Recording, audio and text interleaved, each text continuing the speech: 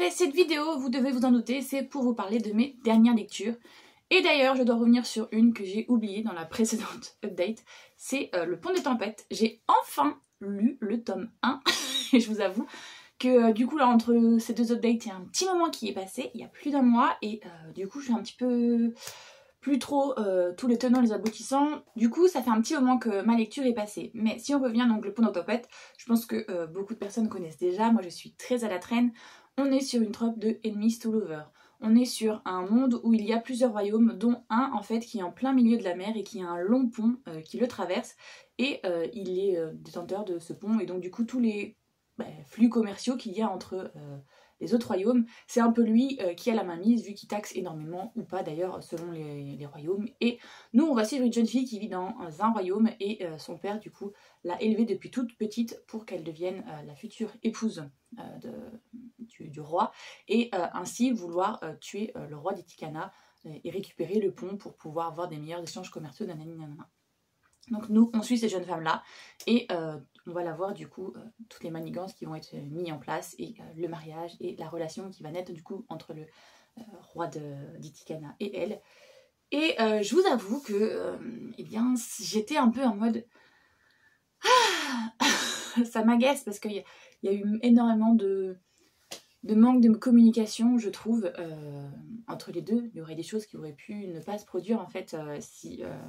ils avaient un petit peu plus communiqué, surtout elle en fait, puisque lui il communique énormément justement, il essaye de lui ouvrir les yeux sur tout ce qui se passe dans la réalité, que tout n'est pas tout blanc ou tout noir, et eh bien elle met énormément de temps en fait à se rendre compte que peut-être que ce qu'on lui a dit n'est pas la vérité.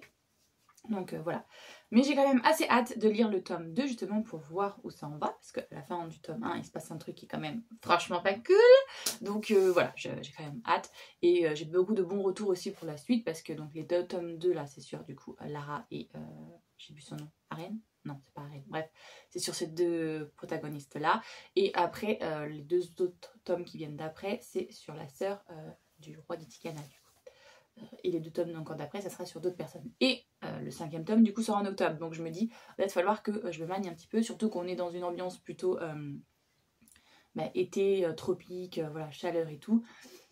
Il va peut-être falloir que je lise en été et non pas au mois d'octobre. Donc voilà pour cette update là.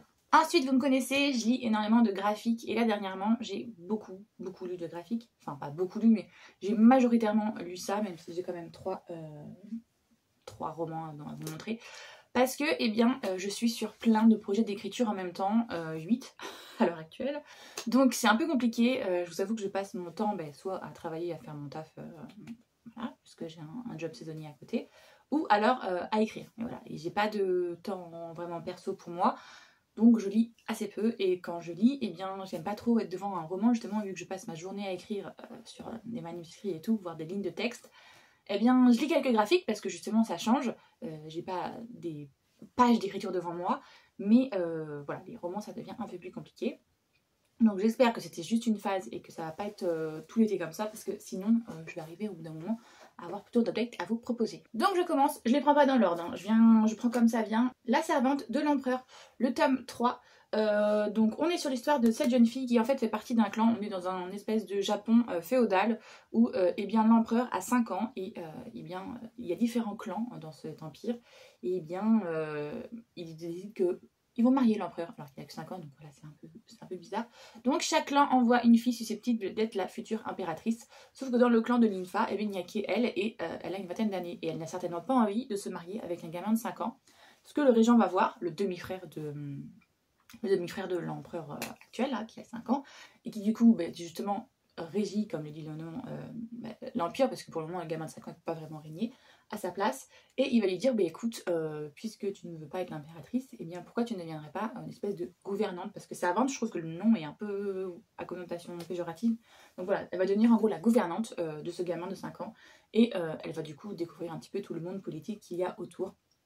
J'ai beaucoup aimé, même si j'avoue que là, on atteint justement un niveau où la relation commence enfin à évoluer, parce que c'est quand même un shoujo, hein, et que lui a clairement des vues sur elle, mais elle est en mode non, c'est pas possible, c'est pas possible. Donc voilà, j'aime bien, mais j'ai hâte de voir la suite justement, parce que là, on va avoir un potentiel début de relation qui... Voilà, les choses sont dites. Un peu dans la même vibes, mais ma foi beaucoup plus sombre quand même, le palais des assassins. On est sur l'histoire de cette jeune fille, Ocarine, qui fait partie d'une famille d'assassins, comme son nom l'indique. Et du coup, elle en souffre énormément parce que, eh bien, dès que tout le monde sait qui elle est, personne ne veut devenir son amie. Donc du coup, elle va rentrer dans le harem de l'empereur et elle va essayer de devenir domestique pour se faire un maximum d'amis. Sauf que dès qu'on apprend son nom, tout le monde a énormément peur des hauts.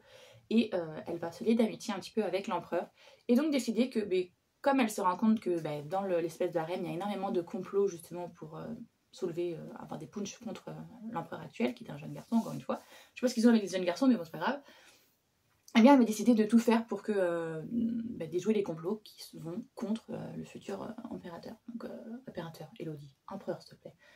Donc voilà, là on a pas mal de petites révélations au niveau familial chez elle et puis des petits complots et des intrigues au sein du harem qui sont déjoués. Donc c'est plutôt pas mal, mais hâte de voir la suite. Mais j'avoue que celui-là, vu qu'il n'y a pas trop d'intrigues de romance, c'est un peu... Voilà, on est vraiment plus sur de jeunesse et je sais pas trop si je vais la continuer ou pas parce que en fait il n'y a pas de fil conducteur. Vous voyez comme dans l'autre où on a une relation justement qui... en trame de fond commence à se créer en plus de toutes les intrigues politiques. Là on est vraiment sur les intrigues politiques et sur elle, sa famille, tous les trucs qu'ils mettent en place et tout, mais du coup il me manque un petit truc pour le moment. J'ai aussi avancé du coup le tome 5 et le tome 6 de Times Loop, de Seven Times Loop pardon. On est sur l'histoire de cette jeune fille qui vit sa vie et qu'à chaque fois qu'elle arrive, je sais plus si ça va avoir 20 ans, elle meurt. Donc elle en a marre parce que peu importe les choix qu'elle fait, à chaque fois qu'elle arrive à 20 ans, elle meurt. Donc là elle a dit c'est bon, c'est ma 7e vie, j'ai fait plein de métiers différents parce qu'elle a été apothicaire, elle a été, je sais plus ce qu'elle a fait encore, chevalière, ou enfin bref. Elle a fait plein de métiers divers et variés. Et là elle s'est dit c'est bon, c'est ma 7e vie, j'en ai marre, à chaque fois je me démène jusqu'à mes 20 ans et malgré tout ce que je fais, à mes 20 ans je meurs. Donc je veux vivre une vie oisive où je ne ferai rien cette fois-ci et donc... au moment où son fiancé, en gros, rompt avec elle, c'est à chaque fois là que recommence sa nouvelle vie, et bien elle décide que cette fois-ci, elle va tout envoyer péter, elle se barre, elle ne fait pas de crise de jalousie et tout, nanana, et elle va être surprise par ce jeune homme qui est un prince d'un autre royaume, et qui décide, en la voyant, comment elle s'exprime et comment elle saute du balcon pour s'enfuir de sa fête de fiançailles ratée et tout, que cette fille est plutôt intrigante et plutôt intéressante, et du coup, eh bien, il décide de se fiancer à elle, alors qu'elle vient d'être rejetée par un prince entre guillemets ennemi.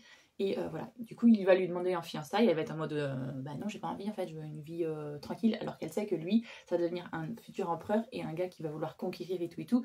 Donc elle sait qu'il va y avoir énormément d'intrigues politiques, de trahison, de machin, et elle veut pas cette vie là. Donc elle est en mode non merci, sauf que finalement elle va devenir sa fiancée et donc on va découvrir justement la relation qui va se nouer et elle qui va essayer de naviguer comme ça justement dans cette nouvelle vie avec les souvenirs de ses anciennes vies, d'essayer de faire justement des marchandages et des trafics et tout. Donc j'ai bien aimé ce tome là, mais j'avoue que celui-ci, eh bien je me suis fait un petit peu chier parce qu'on a du coup un de ses anciens mentors dans une autre vie qui est apparu et que elle ne supporte pas ce qu'il est en train de devenir, donc elle va se mêler un peu de entre guillemets ce qui ne la regarde pas, et bref j'étais un peu plus mitigée sur celui-ci, mais j'ai quand même hâte de lire la suite pour voir où ça avance parce que clairement la romance entre les deux elle est très lente, hein. On est sur du slow burn. mais hâte de voir la suite justement. Alors là ils ont décidé de briser mon petit cœur. J'ai lu aussi la suite de Nina Royaume des étoiles, le tome 7 et le tome 8. Pourquoi ils ont fait ça?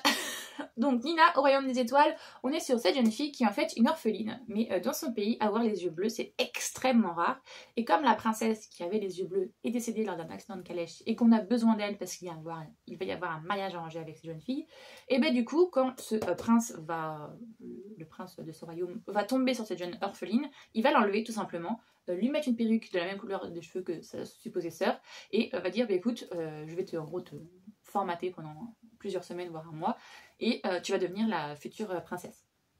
Donc c'est ce qui va se passer pendant le premier en gros tome.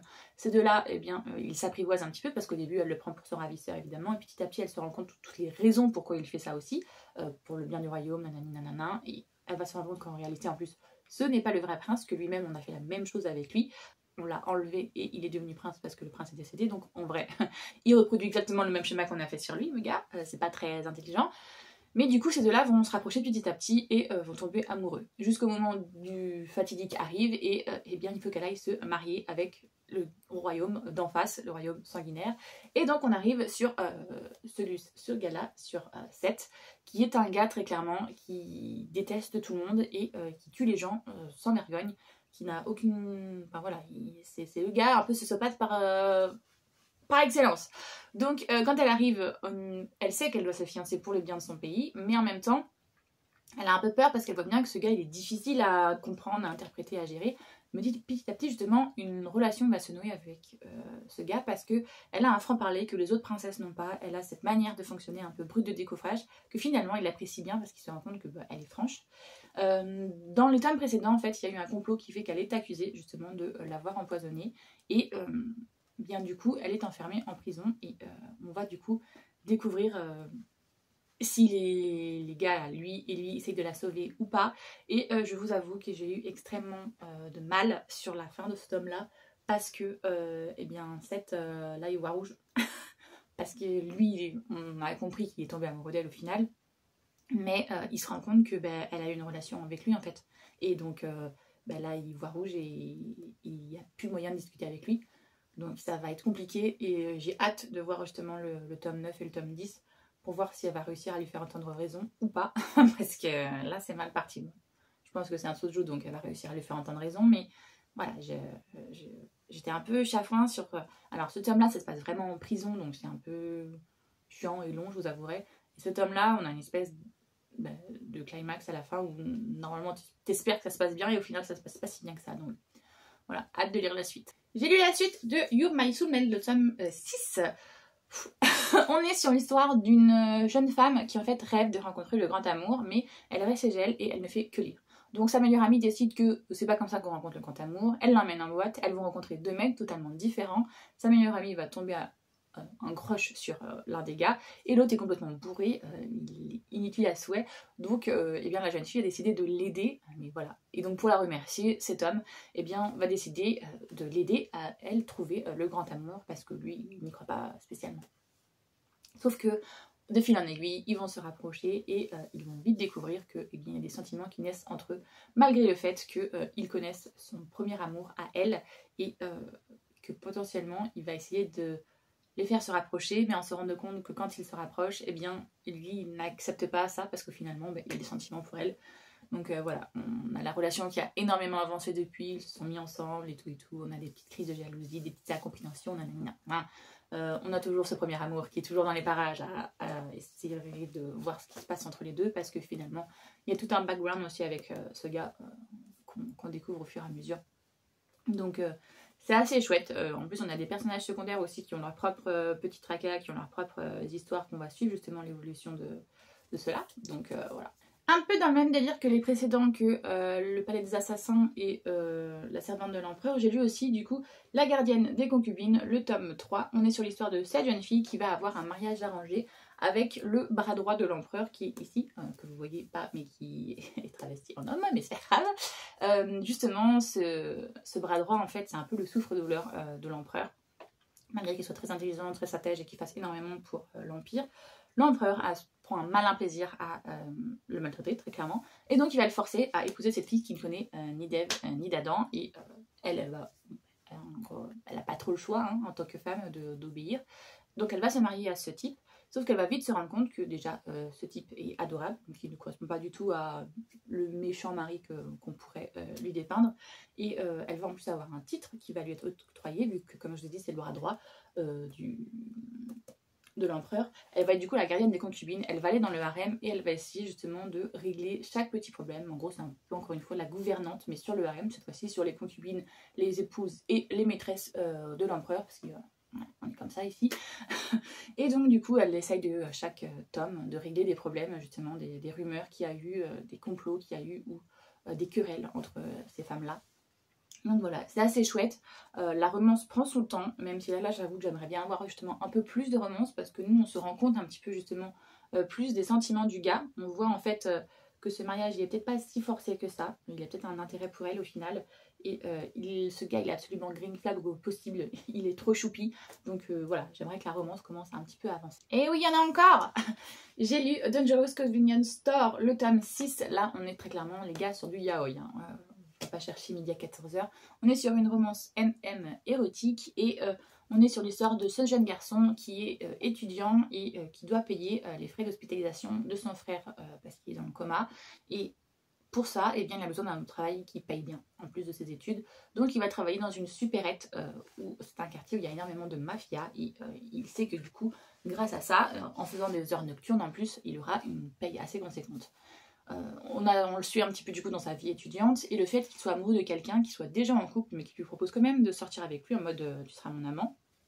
Il va refuser et être extrêmement triste que l'autre ne soit du coup pas sur la même longueur d'onde que lui. Et donc du coup quand il va croiser un de ses clients qui est un mafieux et à qui il va se plaindre, et bien ce mafieux va lui dire on a qu'à coucher ensemble, comme ça te fera oublier ce mec. C'est ce qui va se passer, sauf que ça va pas se passer exactement comme prévu puisqu'après une relation va se nouer entre les deux. Là je vous avoue qu'on est vachement dans un moment retrouvailles. Voilà. On va dire ça comme ça. On a eu un autre tome avec justement une ellipse où il y a eu une séparation des deux personnes. Et donc là, on est dans un moment retrouvailles. Donc c'est vachement, voilà, hein, caliente comme on dirait l'autre.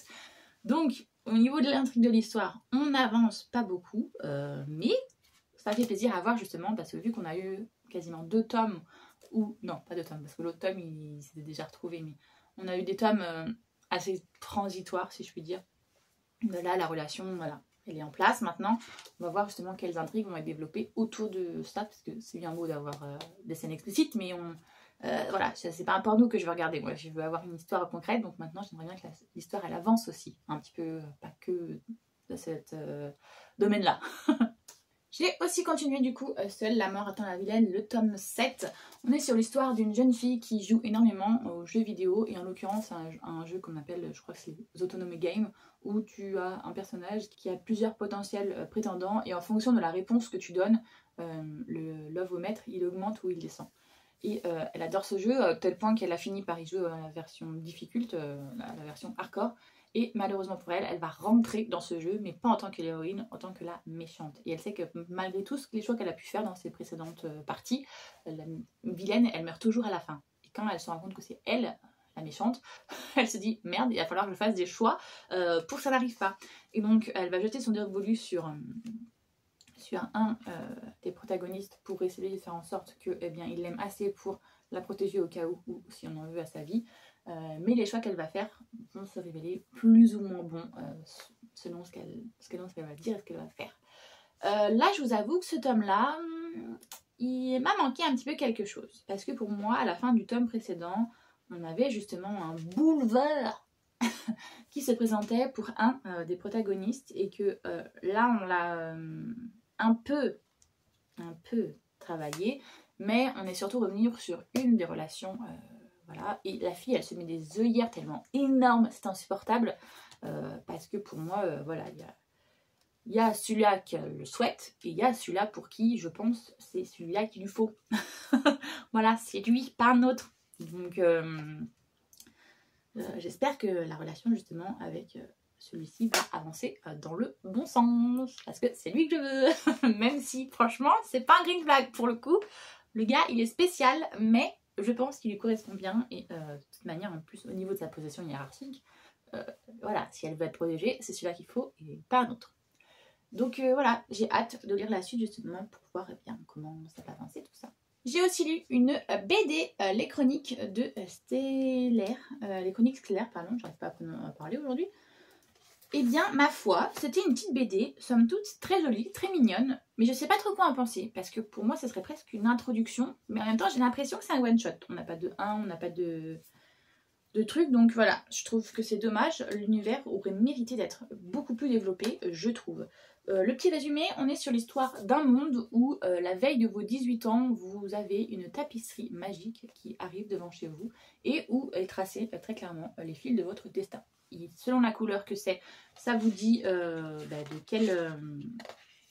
quelle branche en gros vous allez travailler et selon les visages qui apparaissent avec les pierres qui apparaissent, et bien ça vous dit aussi quel genre de relation vous allez avoir avec les personnes. Je vais essayer de vous en trouver une déjà pour vous montrer à quoi ça ressemble. Voilà, par exemple la mère de la protagoniste, elle a celle-ci. Donc comme c'est bleu, ça nous dit que sa mère est enseignante. Le visage qui est au milieu, qui est entouré de pierres, des émeraudes, ça veut dire que c'est un lien amoureux, et en l'occurrence c'est un âme sœur. Ceux qui ont les tourmalines, c'est un lien familial. Ceux qui ont de l'améthyste, c'est des genre comme des guides et des enseignants. Et ceux qui ont des topazes, c'est des amitiés sincères. Donc vous voyez, ça vous dit un petit peu la trame de votre vie et ce qui va vous arriver. Le souci, c'est que des fois, il y a des personnes qui tombent amoureuses de personnes voilà, comme vous et moi. Et malheureusement, ce ne sont pas forcément les personnes qui sont sur leur tapisserie. Donc ça peut créer aussi des petits problèmes, on va dire, des questionnements, parce que je tombe amoureuse d'une personne, mais au final, c'est pas la personne qui est sur ma tapisserie. Et le jour où tu rencontreras la personne à la tapisserie, ben, qu'est-ce qui se passe? Est-ce que tu gardes la personne avec qui tu es actuellement, ou alors est-ce que le lien voilà, le lien d'âme sœur en gros qui se crée, eh ben, est plus important et tout. Donc voilà, on va y avoir plusieurs personnes qui vont malheureusement avoir pas la bonne tapisserie, parce que ce jour-là, le livreur en avait ras-le-bol, il a fait une grosse bêtise, il les a toutes mélangées, et au lieu de faire attention à bien retrouver qui est à quoi, eh bien il les a toutes balancées un petit peu au hasard. Et donc du coup on va se retrouver avec deux héros, une jeune femme et un jeune homme, qui vont avoir une tapisserie qui ne leur correspondent absolument pas, ils le savent, parce que par exemple, elle c'est la fille qui est très dans l'archéologie, qui va adorer faire des fouilles et tout, et on lui a mis, je sais plus, une tapisserie d'une personne oisive et tout ça, donc ça ne correspond pas. Et en plus, elle a l'usage de ce mec-là qui, elle, déteste, donc ça peut pas être son âme sœur. Bref, ils vont décider du coup de partir à la chasse, de trouver qui a leur tapisserie et de rendre leur tapisserie à leur propriétaire. Et voilà, c'est super mignon. On a du coup 6 destins qui s'entremêlent, et un petit peu aussi de voir tout le royaume, tout le lore. Mais justement, pour moi, c'était tellement un lore qui aurait mérité d'être plus riche et plus travaillé, que cette toute petite BD, pour moi, ne suffit pas. Ou alors il faut faire des suites justement pour travailler un petit peu plus l'histoire et tout. Mais voilà, j'ai énormément aimé. Au niveau graphique, c'est juste somptueux comme d'habitude. De cette autrice, j'en ai déjà lu plusieurs des bouquins d'elle, donc enfin des BD d'elle, à chaque fois c'est chouette. Mais voilà, moi il m'a manqué, j'aurais aimé que soit que l'histoire soit plus conséquente, soit qu'on développe d'autres tomes. Alors je dis ça pour un peu, c'est déjà prévu dans les cartons, mais voilà, j'aimerais bien avoir une suite, parce qu'il m'a manqué quelque chose. Ma sœur m'a offert un essai, donc je me suis empressée, ou pas d'ailleurs, de le lire. J'ai mis un petit peu de temps à le lire, mais bon, j'ai annoté, ce qui est chose assez rare. Je fais surtout ça en général justement pour les essais, parce que ce sont des arguments qui m'intéressent et qui me parlent. Donc j'ai lu Chez soi, une odyssée à l'espace domestique de Mona Chollet. Je vous avoue que j'aime pas du tout cette couverture, j'aurais préféré qu'elle me le prenne dans les éditions Zone, là ça aurait été bien avec le reste de ma collection, la meuf toquée, voilà, mais c'est pas grave. Du coup ça parle, et bien comme le titre l'indique, de notre environnement, notre foyer, notre rapport à lui, comment la société traite cela, le fait d'être casanier, ou à l'inverse d'être quelqu'un qui est toujours en voyage et tout, bref. Ça parle de pas mal de choses, ça parle de la société patriarcale, ça parle de féminisme, ça parle justement des stéréotypes, des préjugés qu'on a sur les gens et tout. Il y a plein de sujets divers et variés, et donc ce qui explique pourquoi il y a autant de post-it, parce qu'à la base, j'avais mis toute une liste d'essais à Aurore, et Aurore c'est ma soeur, et elle a pris celui-ci, alors que c'est celui-là qui m'intéresse sûrement le moins, mais du coup j'avais un peu peur que ça tourne vraiment que autour de la maison, et j'étais en mode, c'est pas forcément le sujet qui me passionne le plus. Et comme je dis, au final, non, ça parle vraiment de beaucoup de choses, parce que chez soi, ça englobe aussi justement beaucoup de questionnements sur le positionnement qu'on se donne ou qu'on se met. Par exemple, il y a des personnes qui vont être très toquées quand elles reçoivent des personnes chez elles. Elles vont vouloir faire le ménage à fond, vouloir tout briquer, alors que d'autres vont être beaucoup plus chill, vont laisser les choses comme elles sont, telles quelles. Et ça reflète aussi une partie de notre personnalité. Enfin, après tout, voilà. Ou alors comment la société aussi impacte sur nous. Par exemple, on sait que les femmes, on a beaucoup plus tendance à prendre soin de notre intérieur, parce qu'on nous a appris que les femmes, en gros, on est des fédélogies, et qu'on doit toujours entretenir notre intérieur, alors que, bah non, il n'y a pas besoin d'un utérus pour entretenir son intérieur, vous voyez ce que je veux dire. Donc ça, c'est encore des choses qui sont ancrées par la société, et donc elle en parle énormément. Franchement, j'ai bien aimé, je me suis surprise à énormément aimer. Sur la fin, ça parlait beaucoup plus d'architecture et tout, et ça m'a moins enjaillé, mais comme vous voyez, tout le début, franchement, c'était très chouette. J'ai fini une saga, donc là je peux vous dire que je ne suis pas peu fière de moi, même si je vous avoue que je l'ai traîné. Je l'ai traîné sur plusieurs semaines, et ça me ressemble absolument pas. Et c'est aussi un peu la preuve que c'est une lecture en demi-teinte, et que j'étais plus ou moins en panne de lecture, parce que moi, traîner un roman pendant plusieurs semaines, ça n'arrive jamais. Quelques jours, c'est possible, si j'ai des choses à faire à côté et tout, mais des semaines, non. Donc l'Empire des femmes, le tome 2, Ténébros, on est sur un monde justement qui est inverse de notre société actuelle patriarcale. On est sur un monde matriarcal où ce sont les femmes qui dirigent, ce sont les femmes qui... Voilà. Et on est dans un univers un peu plus gréco-roman où on a justement, comment expliquer ça, une société qui fonctionne avec... je sais pas comment expliquer ça, mais... voilà, on est un peu plus dans ce genre de société là et on va avoir du coup les hommes qui eux sont envoyés sur une île où voilà, tous les hommes sont parqués là parce qu'ils sont considérés comme sauvages, pas intelligents, violents, dangereux et tout. Donc les femmes vivent entre elles, elles ont des esclaves entre guillemets pour faire la basse besogne, mais les hommes sont considérés comme mauvais et méchants. Et on va suivre justement une jeune femme, je sais plus comment c'est Adona son nom, voilà, qui elle, eh bien, malgré que ce soit la fille de la femme qui organise le tournoi de la procréation, donc le tournoi au moment où on sort quelques hommes de cette île pour pouvoir faire leurs affaires, eh bien, elle ne veut pas. Elle ne se voit pas mère, ce n'est pas dans son délire et tout, et petit à petit, justement, en discutant avec son futur géniteur, elle va se rendre compte que les choses ne sont peut-être pas comme on le prétend, et on va suivre aussi justement son futur géniteur Hélios, qui lui justement a fait exprès de sortir de l'île puisqu'il fait partie d'un mouvement, les masculinistes. Il veut l'égalité entre les hommes et les femmes parce que il en a marre que les femmes se servent des hommes et très clairement maltraitent les hommes, violentent les hommes et tout ce qui s'ensuit. Enfin, vous vous rendez bien compte, c'est un peu l'opposé de ce qui se passe à l'heure actuelle avec nous les femmes. Donc voilà, il y a beaucoup de questions qui sont posées. Dans ce deuxième tome, il se passe ce qu'il se passe dans le premier, et donc du coup, on arrive à un moment où justement les remises en question sont beaucoup plus importantes de la part de la protagoniste, et c'est chouette de voir ça. Il y a des révélations aussi qui sont un peu sorties du chapeau, mais c'est assez chouette. Je vous avouerai que la fin, par contre, j'étais un peu en mode tout ça pour ça. Voilà, j'ai pas été emballée, et je pense que c'est aussi pour ça que je l'ai un petit peu traîné, c'est parce que je sais pas, il m'a manqué quelque chose dans ce tome qu'il y avait dans le tome précédent où j'avais été sur un réel coup de cœur. Là, j'étais en mode, ouais, mais encore. Et à l'inverse, grosse surprise pour moi, je pensais que ça serait une petite lecture chill d'été, voilà. Et c'est un réel coup de cœur pour moi, mais peut-être pas pour les mêmes raisons que la plupart des gens. J'ai lu du coup The Exure de Jessica Joyce. On est sur l'histoire d'une jeune femme qui est très amie avec son meilleur ami forcément. Et ça va être son mariage. Donc du coup, elle a un gros syndrome de l'abandon, cette jeune fille, puisqu'elle a été abandonnée par sa mère quand elle était jeune.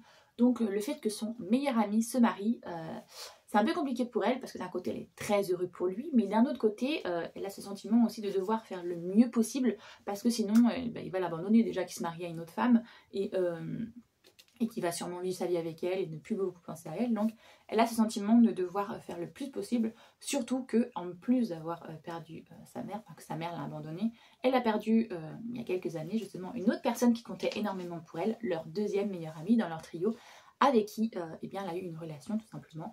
Et quand la relation a pris fin, ils se sont, voilà, les deux ils se sont perdus de vue, et c'est un peu compliqué justement parce que ce trio est toujours en place. Ils se voient toujours, mais c'est un peu à flux tendu parce que maintenant ils sont des ex, ils ont été plusieurs années ensemble, mais vu qu'ils gravitent autour du meilleur ami d'Adam, les deux ils sont en mode bon, on va faire semblant de bien s'entendre parce qu'on a un ami commun, mais en vrai c'est un peu compliqué pour les deux. Sauf que là c'est le mariage et ils sont tous les deux témoins. Donc vous vous rendez bien compte qu'on va avoir une petite proximité forcée entre ces deux-là. Ils vont devoir faire en sorte de cohabiter tous les deux.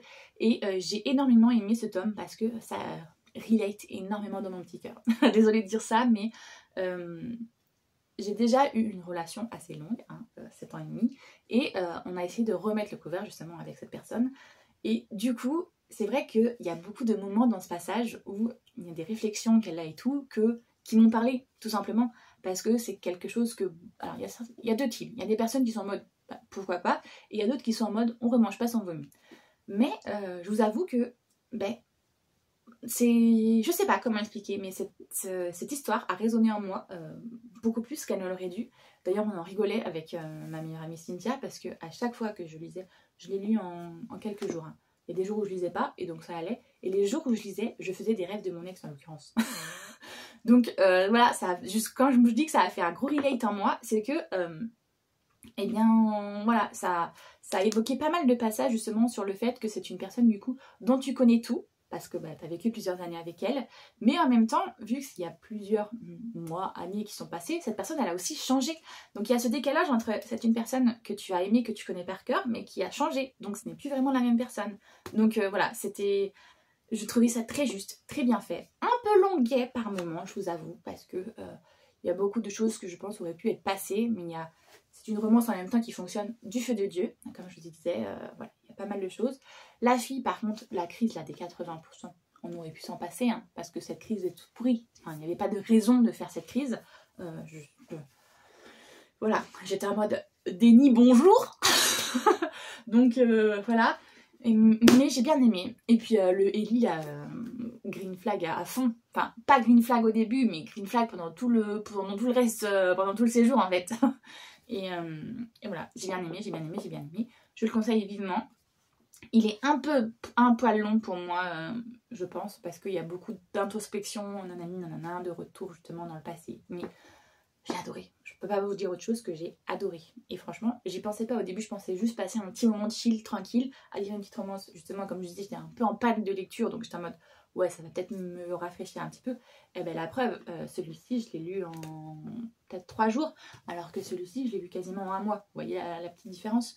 Donc voilà, je vous dis, lisez-le, il est très chouette. Par contre, c'est pas une grosse romance épopée, hein, c'est l'histoire d'un mariage qui part en catastrophe. Franchement, son meilleur ami, là, Adam, il est maudit, c'est pas possible, il leur arrive que des couilles. Et donc, comment les témoins vont faire en sorte de réparer à chaque fois qu'il arrive un problème. C'est strictement ça l'histoire. Donc, c'est pas non plus le truc du siècle, mais j'avoue que c'est bien fait et que, comme je vous l'ai dit, moi, ça m'a highlight un peu dans mon petit cœur. Donc, voilà, j'ai adoré. Voilà, je vous ai parlé de toutes les lectures que j'ai faites récemment. Au final, je me rends compte que j'ai beaucoup parlé, donc ça veut dire qu'il y en a beaucoup, mais comme je vous ai dit, c'est majoritairement du graphique. J'espère que cette vidéo vous a plu. Si c'est le cas, n'hésitez pas à liker, ça aide énormément au référencement. Si vous souhaitez parler avec moi des bouquins dont je vous ai parlé, il n'y a pas de souci. Il y a l'espace commentaire qui est là pour ça. Ou vous, qu'est-ce que vous avez lu récemment aussi, ça pourrait être drôle de voir ça. Et puis, si vous êtes trop timide, par exemple, pour mettre un commentaire construit, vous pouvez mettre, je sais pas moi, des petites grappes de raisin en hommage à ce bouquin, parce que c'est génial, ça se passe dans un vignoble et tout, c'est trop chouette encore une fois. Si vous souhaitez voir le reste de mes vidéos, n'hésitez pas à vous abonner. Moi j'espère que tout va bien pour vous, que vous passez de bons moments, que vous faites de bonnes lectures, et je vous fais tout plein de gros bisous.